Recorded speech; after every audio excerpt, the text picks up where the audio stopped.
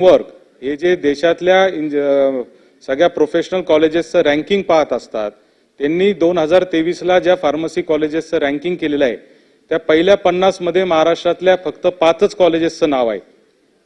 आणि विशेष म्हणजे त्यातली एक इन्स्टिट्यूट ऑफ केमिकल टेक्नॉलॉजी ही केंद्र शासन आणि राज्य शासनाच्या वतीने चालवली झालेली संस्था आहे.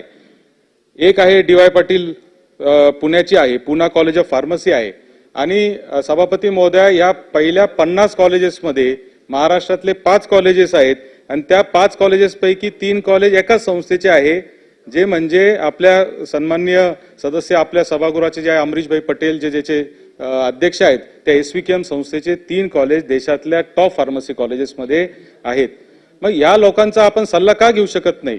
हे लोक जर चांगल्या पद्धतीने कॉलेजेस चालवतायत तर मला असं वाटतं की क्वालिटी ऑफ एज्युकेशन मध्ये आपण काम करणं गरजेचं आहे. आणि म्हणून माझे आपल्याला स्पेसिफिक